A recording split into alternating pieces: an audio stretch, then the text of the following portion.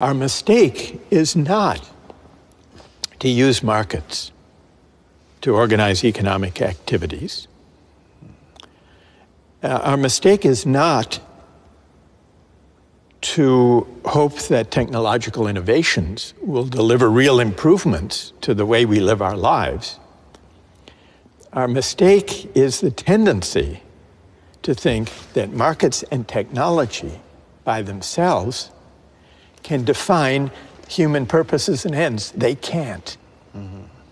And when we put too much faith in them, when they become a kind of faith, almost a kind of religious faith, markets and technology, then we're bound to be disappointed. And when the disappointment comes, the disappointment may take harsh, dangerous forms. So the situation is so complicated. What kind of solution we can provide? We try to build dialogue, but very difficult. I think we need to focus less on arming people for meritocratic competition and focus more on contending with inequalities of income and wealth, but also inequalities of honor, recognition, and esteem. And this means we have to renew the dignity of work. We have to broaden our conception about what counts as a valuable contribution to the common good. And we need the kind of class-mixing institutions in civil society that will lead us to encounter one another, to be in one another's presence, not only in our phones, all the more so when our societies are divided and polarized, because the people we encounter tend to be people only like ourselves. We need to overcome that. Mm-hmm. But every solution, every theory always has its own flaw. Yeah. So how about your solution? Your attack the meritocracy, but maybe your theory, your book still has kind of flaw. Maybe you must overcome what kind of flaw it is. Right. Yeah. Well, what flaws have you identified? Let's start with that. I don't know. Maybe too idealistic. Too idealistic? Yeah. You think so? I don't know. That what I've just suggested is really too much to hope for. Mm-hmm. I don't think that reducing inequality and renewing the dignity of work and creating a greater equality of condition and recognition will happen anytime soon. They're not easy projects to undertake. So I want to be realistic about that. But do you think, should philosophy be more responsible for the historical consequence or not? The idea and the reality, Russell, Hegel. Yeah. They talk about inequality, talk about the virtue, but the consequence may be this one. Yes. Yeah, extreme opposite. Yes. How to see the paradox?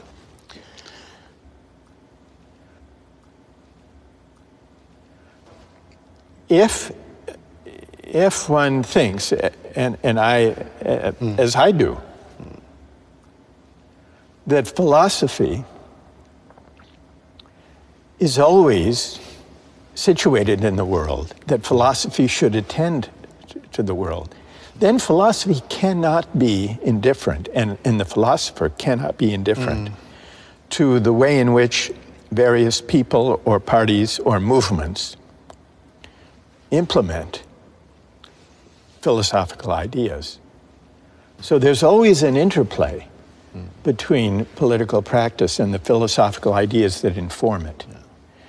And often they can go off the rails. They can go in very dark directions that the philosopher may never have wanted or anticipated. That's always a danger.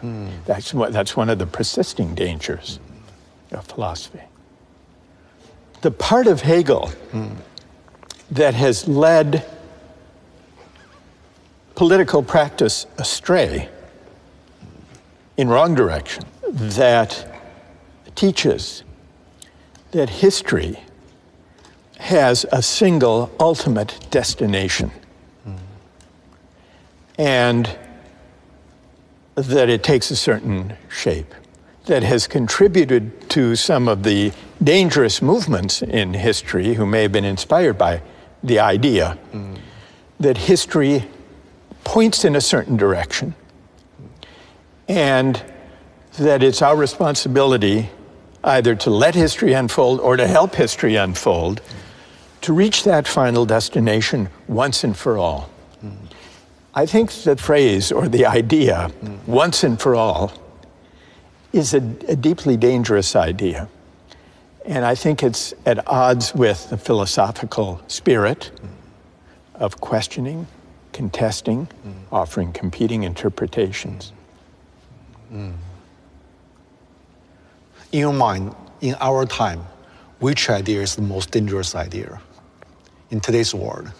I would say that the forces today that are most dangerous are the versions of religious fundamentalism or of hyper-nationalism or of ideological purity that all draw in one way or another on the idea that moral truths and human truths are singular, that there's only one way of interpreting our past, there's only one historical end or destination, there's only one true way of interpreting religious and spiritual traditions. Because what this misses, well, it leads to dangerous politics, but it also misses the deep pluralism of the human experience. So how about the Silicon Valley philosophy? It's techno-driven ideology. I would say it's a version of this. Because the most extreme versions of Silicon Valley techno-utopianism, some have a more specific term of transhumanism or singularity, because they too think that history is on their side. They too think that as technology develops and as generative AI develops, we will be transcending the messy, contentious, pluralist human projects and arriving at a kind of singularity where perhaps our minds will meld with machines. And the very idea that going to the moon or to Mars is kind of a natural outgrowth of this way of thinking, where they can start anew. It's the ambition really to start from scratch with a clean slate, to begin anew, unfettered, uncomplicated by disagreement, contestation, challenge, dialogue, controversy, where they can start anew and build a society from scratch that is not, as they might see it, weighted down by the controversies that arise whenever human beings gather in society. So there is something, it's fantastical, but it's also dangerous and hubristic, because it implies that they are the avatars, they are the pioneers, the initiators of this new frontier that breaks free from the messy need to negotiate, to discuss, to disagree, which is essential to the human experience.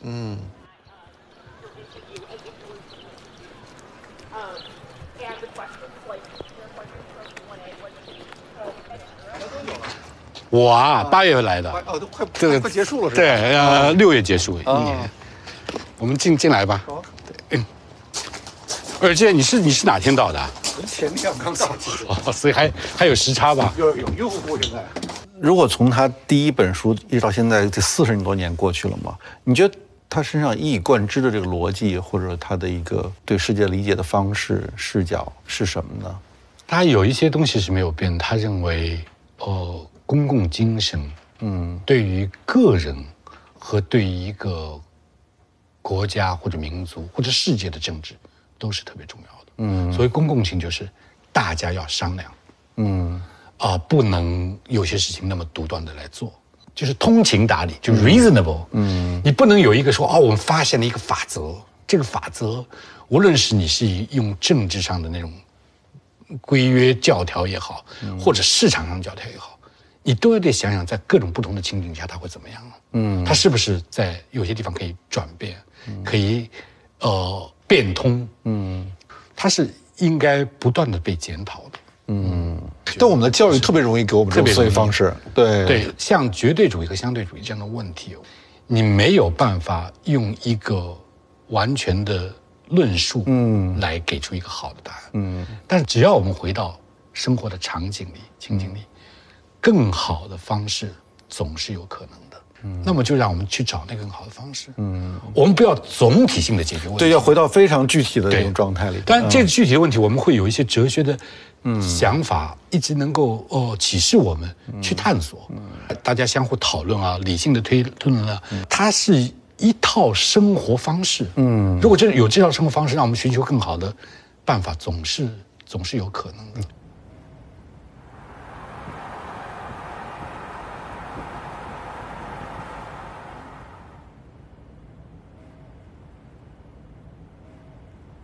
So could you imagine, maybe in the coming years, everyone has said here to emigrate into the metaverse. Yeah. What should philosophy do, thinker do in that new era? Take the goggles off. Yeah. That's what philosophy should do, take the goggles off. So, yes, so it would be the mission of philosophy in a metaverse, if it ever came to be, would be to try to take or persuade people to take those goggles off, to imagine a world in which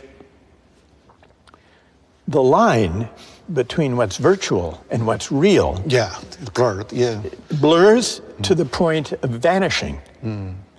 And here's the question. Would such a world be recognizable as a human world? A world in which we had lost even, where we no longer cared even to ask the question, how to locate the line between the virtual and the real. And I think the deepest threat in human terms posed by the age of AI is that we will confuse virtual community and connection with the real thing. And that would represent a great loss.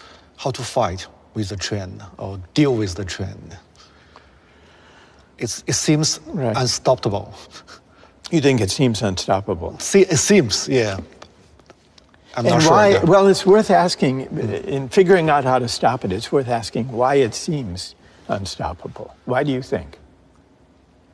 Because too less true debate and, discussion about it. Most people just follow the trend. Right. Yeah.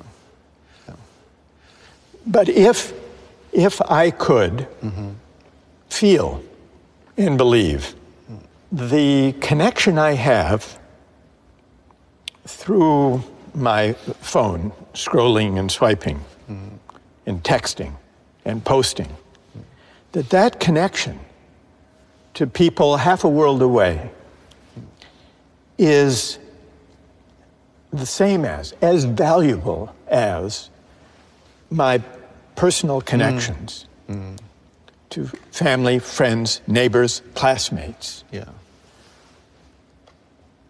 What would you say to them? I don't know. Why would that represent a loss, I guess is what I'm asking. Why would that represent a loss? I'm curious about too, because, my phone. Yeah. It's the most intimate things we have. We touch intimate. Very intimate. Right. You spend more time with it. Yeah. Yeah. And even through the social media, you talk with so many people. I think sometimes, even most time, because friends live different places, we through it, but still feel kind of very intimate. Yeah. The similar with me. Intimate. Face to face. Right. So it's a new community. But I'm not so sure about it's less important than the more concrete communities before or the similar. I'm so confused about it. So how to understand it, the change? Yeah. Yeah. Yeah. Well, and let me ask you this question. Since we're talking about intimacy. Intimacy is an important aspect of this. Yeah. There are now AI-equipped devices, little robots, that you can buy. Let's say you have an aged parent or grandparent who's living alone, maybe in a nursing home, and who's lonely. And you visit them from time to time, but you can't be there every day. You can buy one of these robotic companions, and the robotic companion will carry on a conversation with your loved one, your grandmother, let's say. And let's suppose that your grandmother comes to regard that robotic AI-driven companion as a friend, as an actual friend, sharing intimacies, asking advice. And suppose that this relieves the loneliness of your grandmother and makes her happier. She considers this her friend. Would that bother you, or would you welcome that? Welcome. You would welcome it? It doesn't bother me. Yeah. It doesn't bother you at all? Maybe not at all, maybe a little, but I accept it. You would accept it, but what's the little that bothers?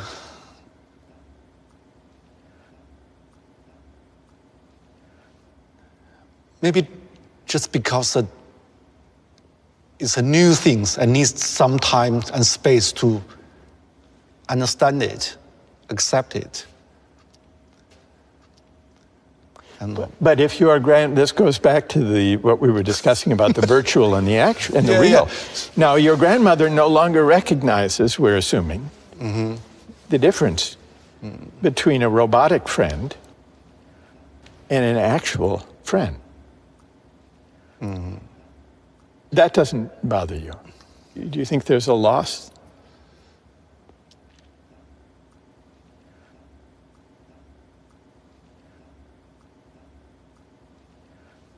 I think the new friend, the toy, is friend of her. Because some books are for friends, even it's just papers. Books.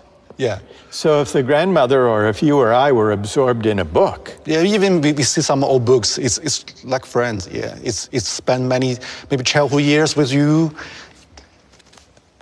And, well, I agree that a book can be a friend and a source of, I would say, genuine companionship. But does it matter that when I'm reading a book and absorbed in a book, I'm engaged in a kind of exchange with, a kind of dialogue with the human author of that book? Whereas when your grandmother is spending her day conversing with the robot, she isn't. We talk about Socrates, Plato, even it's 2,000 years ago. Still can be your friend. Yes. So why not the toy? Why not the toy? Yeah, why not?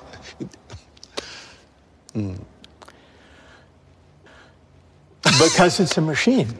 Yeah. Because. But can it engage in dialogue? We've been talking a lot about dialogue. Yeah. Or put it this way: take a simple example. When maybe the toy speak like Socrates. So many information about Socrates. Thoughts. Right. In the toy. Like a chatbot. A Socratic chatbot. Yeah. We can imagine Socrates from the books, from his dialogue. Yeah. From the books. Yes. Maybe she can imagine something similar from the toy. Yes. The toy is like different books. Because the books is much more sophisticated than we think.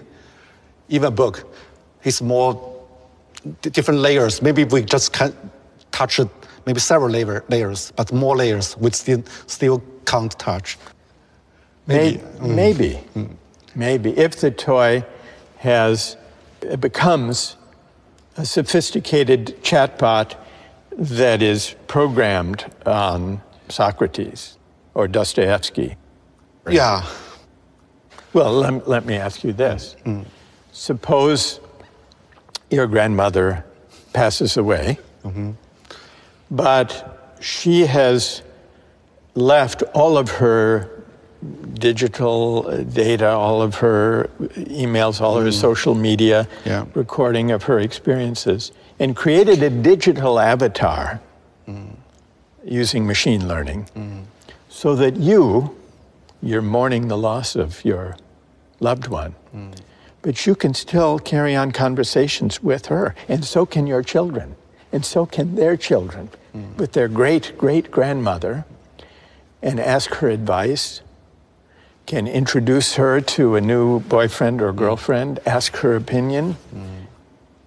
Now, in principle, machine learning, AI-generated chatbots, as they become perfected, could provide a kind of virtual immortality, in which case the line that's being blurred is not only between the virtual and the actual, but between living and not living. What about that? Would you want to speak to the virtual digital avatar of your great-grandmother? Maybe I will, I guess. I would. Because because in those days we see picture of them. Yeah? Their letters. Photo. Read their letters and remember them. Yeah, it's still kind of dialogue with the photo, with the letters. Yes. It is a kind of dialogue. Yeah, it's become a new complicated and a more rich photo and letters. Yeah. So so virtual immortality, you would welcome virtual immortality. I don't know. Actually, I don't know. I think I will. It's like maybe about books, the bookshelf. Yeah. Around your room, you can see different names. Yeah. Maybe the AI, the robot, the virtual reality. Maybe it's kind of new thing of like books. It's grandma, grandparents, friends. But in that case, would we no longer grieve or feel sad when someone dies, a loved one dies? Sure, we have. But why? If we can continue to know them and speak to them and be with them, then why should we even grieve their passing? But I think we still can see the very thin line of the different part. That's still a line. The thin line. Yeah, I think. I don't know. I think. And if we no longer could even find the line, would that be better?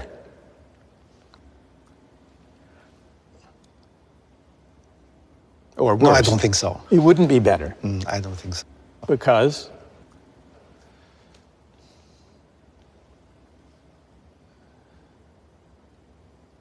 If we human being can't feel loss, maybe part of us will disappear. Yeah. But some new part will emerge. Maybe. Yeah. But loss is an interesting aspect of humanity. Your intuition that loss is somehow essential to being human. You're defined by loss, yes, By loss, which is connected to memory. Maybe this is another way of describing what would be lost if the line between the virtual and the real were altogether blurred. Well,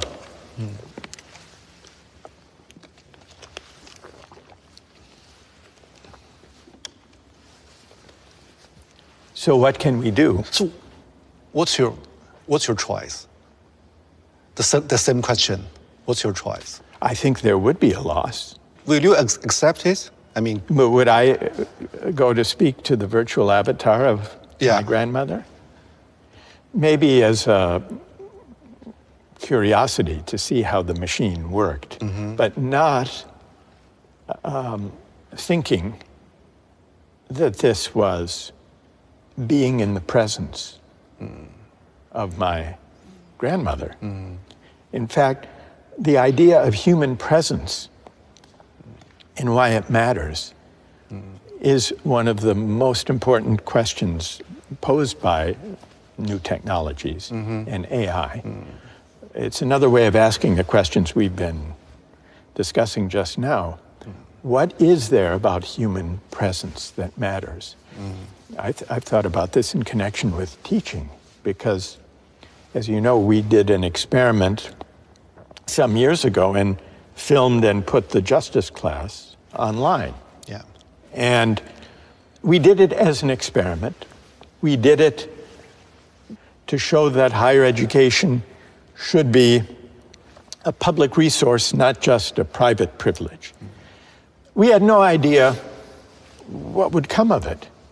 We certainly didn't imagine that tens of millions of people would want to watch it, which is what happened, to watch lectures about philosophy. But it did raise the question then about what am I doing here in Sanders Theater at Harvard? If people can watch online, is there a difference between attending a class or a discussion or a dialogue virtually, online, and in person?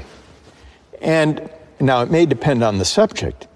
Some of my colleagues have made attendance at their lectures optional if they have video recorded ones. They say, well, you can watch it and get the content. You can learn the information from the lecture sitting at home in your pajamas in bed, as well as sitting in the classroom. I don't see it that way, at least for my subject, because being here, sitting here and listening and engaging and wondering and puzzling and laughing and responding, I see that as something that is very difficult to replicate Yeah, I agree. Yeah. digitally. And yet, I'm interested in doing more and more experiments to see if we can create platforms for public discourse and dialogue, including global public discourse. I think we should explore that, in part because if we don't do it deliberately, then this entire technological apparatus and social media will simply be what we have today, which is a highly polarizing, mind-numbing, commercially driven form of communication that takes us further and further away from a healthy civic life. So I want to do experiments to create platforms for global discussion using the internet, using new technologies. But I don't think it will ever be possible fully to replace the human presence that learning at its best and dialogue at its best requires. But do you think that's just a traditional old-fashioned view, maybe? I agree. I totally you agree with that? But yeah, but it's paradox because you mentioned in a classroom, in a theater. Yeah. You mentioned that in one interview said in Beijing, a taxi driver told you he watched your video. He told a colleague of mine. Yeah.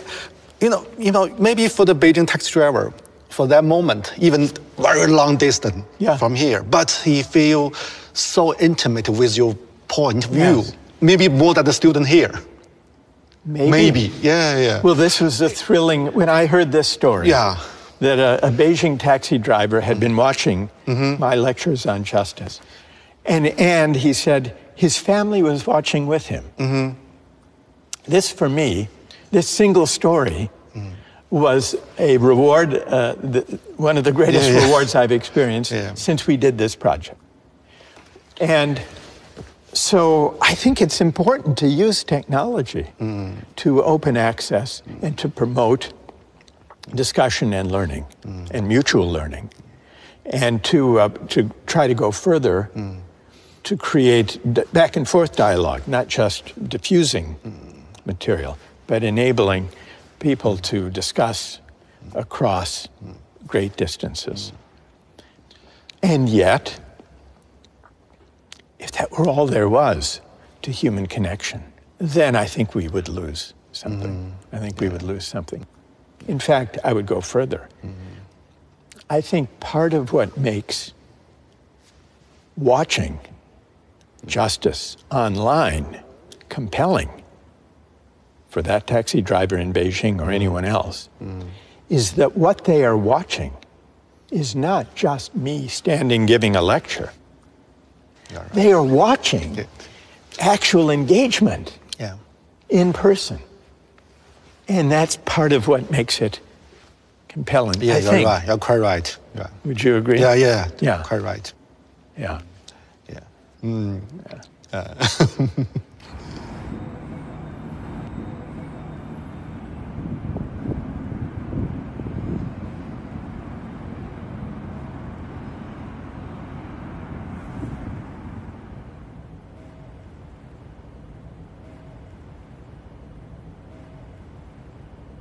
Even though it holds about 1,000 people, it feels intimate. Do you see what I mean? Because it's banked, and people who are speaking can see one another. And it feels intimate. It feels like a seminar almost. And that's what I love about it. What kind of role the intimacy played in the thinking, in the debating? How important it is? It's very important because it allows for dialogue. What the intimacy creates is a sense of community and gradually building trust, where people can disagree with one another, but still with civility and mutual respect, and learn together. That's really the idea, to learn together.